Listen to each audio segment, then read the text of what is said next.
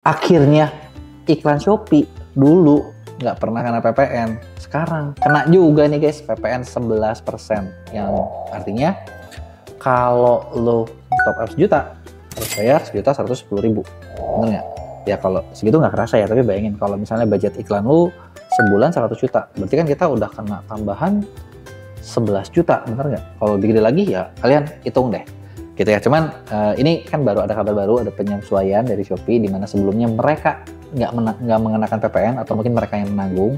Nah tapi per Desember nanti mereka udah ngelepasin nih ke user gitu ya. Nah bisa dibilang kayak kabar buruk tapi nggak juga, karena sebenarnya si Shopee dengan pinter ngegabungin kenaikan ini dengan ditambah promo, jadi dikasih tambahan ekstra saldo, jadi kayak kita ada ya sementara ada insentifnya lah. Nah, tapi yang mau gue bahas di sini adalah gini. Gue tahu banyak seller ketika denger yang namanya tambahan pengeluaran, itu kan ngeri, bener nggak? Mengerikan, menyebalkan, ya karena uang kita keluar banyak. Nah, terus gimana caranya biar iklan kita tetap untung? Apalagi banyak banget nih yang sering bahas kalau iklan itu sering boncos. Nah, jadi inilah dia poin yang bakal gue bahas di video ini. Yang pertama nih, yang namanya, sebenarnya gini, kalian sadar nggak sih ketika kita jalan iklan ya? Iklan itu kan indikatornya banyak nih. Kalau misalnya lo lihat di tabel-tabelnya gitu ya, tabel-tabelnya tuh ada kayak CTR-nya, ada biaya per kliknya, ada biaya bla bla bla dan lain sebagainya. Nah, kadang yang gue lihat nih, banyak seller sering ngerasa boncos kalau kayak gini. Kalian keluar 100.000 dan hari ini juga lo nggak dapat 100.000, itu boncos. Bener nggak? Bener ya? Kalau udah keluar cepet, besok nggak dapat hari ini nggak dapat cepet, berarti boncos, rugi. Terus itu berlanjut lagi tuh. Besok keluar cepet lagi, nggak dapat lagi. Besok keluar lagi, nggak dapat lagi. Dan itu untung kita ternyata dapat jutaan, terus di dashboardnya dikit-dikit terus. Gitu. Sebenarnya itu kan banyak orang ngerasa itu boncos, bener nggak? Nah kalau menurut gua sebenarnya belum tentu kalau kalian udah keluar duit itu boncos. Kenapa? Nah kalau gini, lu bayangin deh. Ada ilustrasi kayak gini. Misalnya kalian lagi jualan satu produk, katakanlah produknya paling simpel baju aja. Baju yang kita bikin, ketika kita bikin, kan orang tuh belum tahu, bener nggak? Orang itu belum tahu, kita perlu usaha, bener nggak? Perlu effort kan? Yang paling gampang adalah kita kenalin ke teman-teman. Hey, lo tau nggak nih, gue bikin baju, kaos gue kayak gini, bagus nggak? Cakep nggak? Gitu ya, lo tawarin satu orang, besok satu orang, tiap hari satu orang, dan seterusnya. Di sini kita memang nggak keluar duit, bener nggak? Tapi kita keluar tenaga. Nah, pertanyaan gue, pernah nggak kalian ngitung, kalau kalian lakuin seperti itu, kalian untung apa rugi ketika nawarin? Banyak kan mungkin yang ngerasa, ya enggak dong, kalau gue nggak keluar duit, gue nggak rugi. Jangan salah, kalau kita ngitungnya untung rugi, itu juga kalah. Kenapa? Karena waktu lu hilang. Nah, terus lu bayangin deh, sekarang bukan kalian yang ngerjain, tapi kalian nyuruh orang. Mbak, tolong dong, kenalin baju saya ini ke 10 orang hari ini. Bener nggak? Terus yang kita minta ini, mereka ini kita bayar. Per berapa orang gue kasih sekian. Bener nggak? Misalnya, katakanlah kalau lu hari ini nawarin ke 100 orang, gue kasih 100.000. Berarti kan per dia cerita sekali 1.000 ya, bener nggak? Orangnya mau, dia nawarin nih. Nah ternyata setelah dia kenalin 100 orang, terus kalian nggak dapat penjualan yang untungnya 100.000, bener nggak? Untung apa rugi? Kesannya ya rugi kan? Tapi sadar nggak sih? Kadang orang itu ketika ditawarin hari ini, seringkali kalian juga nggak beli hari ini, bener nggak? Bisa jadi belinya besok, bisa jadi belinya besok yang lusalanya lagi, bisa jadi belinya nanti, dan nanti. Bener nggak? Nah, makanya kalau misalnya kalian mau beriklan dan untung, kadang mindset simple ini yang perlu dimengerti. Ngertinya gimana? Jadi, belum tentu kalau lu keluar iklan hari ini dan belum dapat pembeli itu boncos. Belum tentu seperti itu. Karena sebenarnya tujuan iklan yang perlu kalian ingat adalah iklan ini ya kan buat datangin pengunjung, buat orang tahu produk lu. Gitu. Nah, pertanyaannya cuma satu. Ketika lu udah ngiklan, besok tetap buka nggak? Bulan depan tetap buka nggak? Nah, kalau bulan depan tetap buka, nggak rugi. Kenapa? Karena bisa jadi gini, ceritanya hari ini, belinya besok. Cerita iklannya hari ini, belinya bulan depan. Mungkin banget dan sering banget terjadi seperti itu.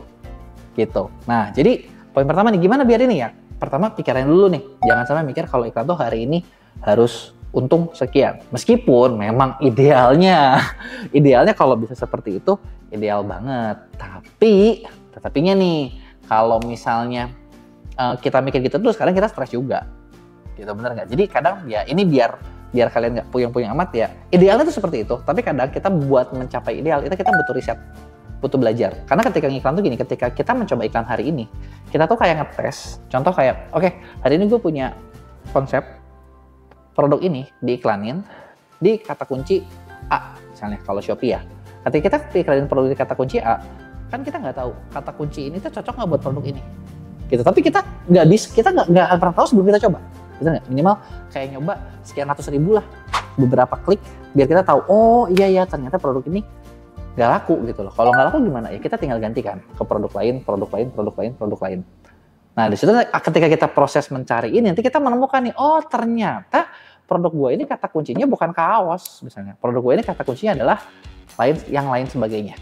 Gitu. Dan itu nggak akan ketemu kalau belum di riset gitu loh. Dan nggak ada cara pasti, oh ini tuh pasti dengan A, pasti dengan B. Semua itu di awal analisa. Bayang ya, jadi ini mindset pertama nih, kalau kalian mau untung dalam beriklan. Apalagi dengan iklan ini makin mahal kan kita harus makin efektif. Bener nggak? Nah, poin kedua ada lagi nih, kita dengan PPN nih, berarti kan pengeluaran kita makin banyak. Tapi yang perlu disadari adalah budget iklan itu pasti setara dengan jumlah pengunjung yang masuk. Maksudnya gimana? Maksudnya gini, kalau kalian iklanin hari ini 1 juta, kalian bakal dapat misalnya katakanlah 1.000 orang. Kalian buat dapat 10.000 orang, nggak bisa iklannya tetap 1 juta. Itu nggak mungkin banget. Jadi kayak ini tuh sesuatu hal yang impossible dilakukan. Nah, terus yang bisa dilakuin gimana? Kalau kita mau pembeli kita lebih banyak, ya tambahin budget iklannya. Dari 1 juta jadi 2 juta, dari 2 juta jadi 3 juta, dari 3 juta jadi 5 juta, jadi 10 juta, jadi 100 juta, seperti itu. Keluar uang terus dong? Iya, tapi kabar baiknya adalah kalau bisa dikontrol, nah uang itu untung. Nah cuman di awal ketika lagi di proses riset, ya sabar-sabar dulu gitu, namanya juga mencari, bener nggak? Nah yang namanya nyari ini puyeng nggak? Ya puyeng, memang pasti gitu. Maka dari itulah sebenarnya kan di MEA sendiri kita kayak bikin jasa kelola toko online, jasa iklan. Kenapa? Karena ya memang mengelola ini puyeng, perlu mencari perlu mencari polanya. Dan kalau polanya udah ketemu, nah biasanya bakal lebih bagus. Nah terus topik terpentingnya nih, topik terpenting itu udah bahas nih kan tentang gimana sih mindsetnya ketika iklan tuh kan pasti wah begini, apalagi iklan mau naik. Terus udah gitu solusinya gimana? Solusinya sebenarnya simpel. Nah kalau dari pengalaman kita di MEA, kalau kalian mau dapetin hasil yang paling untung memanfaatkan iklan Shopee, pertama kita harus petain dulu. Petain tuh kayak gimana sih? Petain produk mana yang bakal laris. Sering banget kita ngerjain seller di MEA, itu tuh sering banget dapat kelas jelek. Itu ketika sellernya, mereka tuh punya request khusus, pokoknya gue mau produk A yang laku. Ini tuh cenderung lebih sulit dibandingin dengan kita yang melihat dari historinya dia. Kenapa? Karena gini, kalau dari histori kita bisa lihat nih produk mana yang sebenarnya diterima pasar. Dan fair ngomong ketika contoh nih, kita mau jualan, kita kan jualan barang seller produknya banyak ya, bener nggak? Kita kan suka punya produk favorit. Biasa tuh produk favorit antara produk yang untungnya banyak atau yang memang kita suka, bener nggak? Nah kadang produk favorit sama untungnya banyak itu nggak selalu adalah itu yang dicari pasar. Seringkali kadang produk yang kita nggak terlalu suka itu tuh laku gitu, tapi kita nggak suka atau mungkin ya kita kurang banyak kali ya. Nah biasanya kalau mau dapat iklan terbaik adalah kita petain, kita cuma mengerjakan atau kita memainkan iklan-iklan yang penerimaan pasarnya itu tinggi. Itu kita bakal jauh lebih gampang kita dibandingin produk dead stock. Apalagi kalau produk dead stock nih, sering banget kayak banyak seller tuh minta request produk ini yang diiklanin ya, kenapa stoknya banyak? Stoknya banyak kenapa ya? Berarti kan nggak laku, bener nggak? Kurang laku dipaksain iklan, ya gimana pun pasti itu bakal hasil ROAS terburuk gitu. Jadi gimana caranya? Pertama, lo bener-bener mapping dulu produknya seperti apa, mana yang mau dikencengin gitu ya. Dan kalau bisa lihatlah berdasarkan mana yang pasar terima gitu. Jadi kalau misalnya dead stock ya solusinya bukan dengan dipaksain dengan iklan gitu loh ya. Ini cara yang pertama. Terus yang kedua, solusinya biar iklan kita makin bagus itu adalah gini, dengan kita bisa lebih selektif, kita bisa ngelihat keyword mana yang paling cocok sama si produk yang kita iklanin.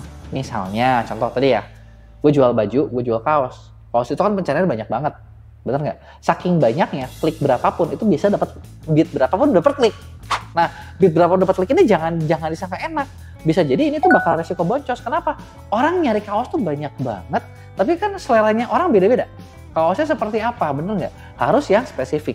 Jadi dengan cara mencari kalau istilah kerennya gitu, istilah online itu long tail, keyword yang panjang, yang paling spesifik, yang paling relate dengan produk kita. Dimana di situ kita bakal dibeli. Nah ini lagi nih yang butuh teman-teman riset lebih mendalam.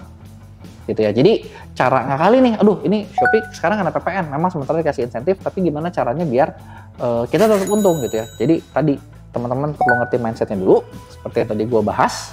gitu ya. Terus kedua, ya kita perlu mulai petain. Ketiga, keyword juga kita benar-benar lebih petain. Karena dengan kita metain seperti itu, sebenarnya buat dapetin ROAS tinggi itu nggak susah gitu loh. Nah, ketika ROAS-nya udah lebih tinggi, sebenarnya kan jadinya nggak kerasa, bener nggak? Mau ada teks ataupun enggak. Karena ya kalau untung, kenapa enggak gitu.